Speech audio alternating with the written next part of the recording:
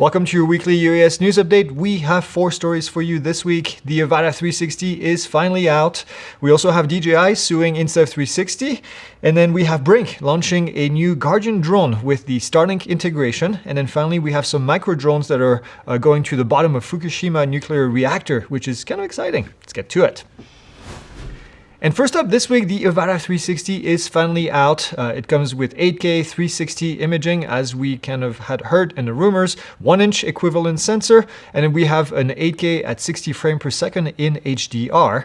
The Avata 360 also comes with the ability to fly the drone as a normal Avata, where you're able to capture 4K at 60 frames per second using the single lens mode. Other features include obstacle avoidance in 360 mode. We have 23 minutes of flight time, which is pretty darn good for a drone like that. We have integrated prop guards, which is cool. Doesn't qualify as category 1. We have 42 gig of internal storage, and then also replaceable front lenses, which also was rumored. The question that everyone will be asking on Monday is it compatible with certain goggles? Compatibility includes the Goggle 3, the Goggle N3, when using the Motion 3 controller, and then also the FPV controller. In addition, the 360 is also compatible with other controllers, the RC2, RC-N2, and the RC-N3. Now, at this time, the RC Pro 2 is not supported, but who knows, that could change in the future. And speaking of DJI, they have filed a patent ownership lawsuit against Insta360's parent company in China.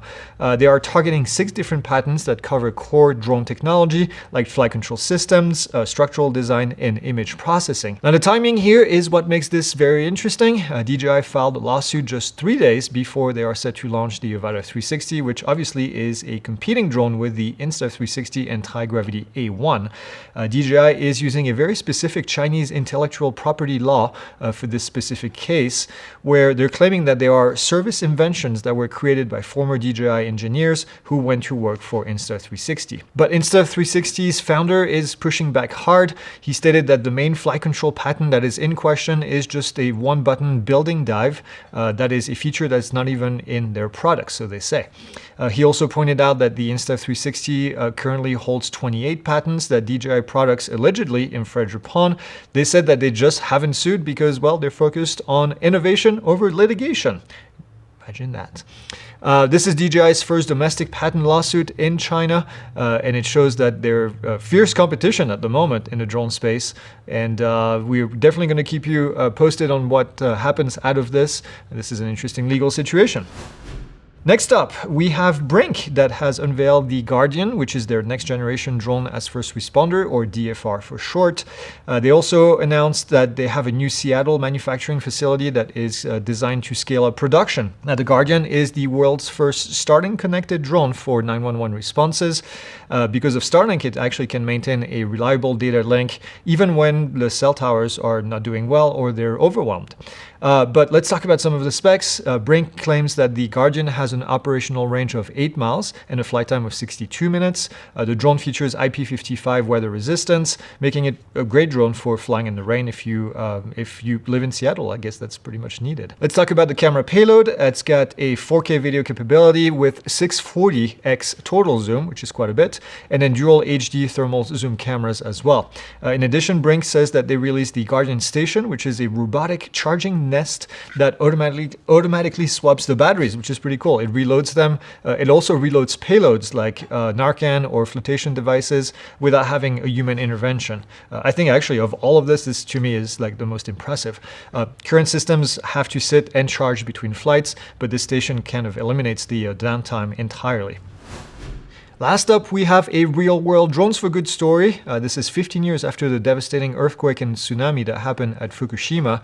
They're sending palm-sized micro-drones inside of the Unit 3 reactor. They finally reached the bottom of the reactor pressure vessel. This is something that billions of dollars, literally billions of dollars in conventional robotic, they spent for the last 15 years trying to do and then failed to accomplish. These tiny little drones measure 5.1 by 4.7 by 1.6 inch, so 5 by 5 by 2x2-ish. And then they weigh only 3.3 ounces, including the battery. Despite the small size, they actually carry a 2.7K camera that shoots at 60 frames per second, and then 2 LED lights that produce 380 lumens, and then they have a built-in radiation sensor. The frame is IP52 rated, but more importantly, it's built to withstand up to 200 gray of cumulative radiation exposure, which is, from my research, a lot. Now, during the 13-minute flight, the drone mapped the pedestal floor and was able to capture images of a lot of stuff, including melted fuel debris and some guide tubes as well. Now, to keep the area completely airtight, the crew is using a custom sealed box system that is going to deploy and recover the drone without actually breaking containment. This is an absolutely incredible engineering achievement. Love seeing that drones are being used for that. Imagine that, a drone the size of a paperback book, basically, just mapping one of the most dangerous environments on Earth right now, serving as a perfect reminder for all of us that this technology is very important. All right, join us in the community for post-flight. We're going to be talking about the stories and then share some opinions that may or may not be suitable for YouTube. Ooh, dang. It's like throwing some shade a little bit there, the way that was phrased. Yeah, it's on purpose. It's giving them tons of visibility. Yeah. Yep. And we'll see you on Monday for the live, where you can ask me which goggle the Avata 360 is compatible with. Let's get to it.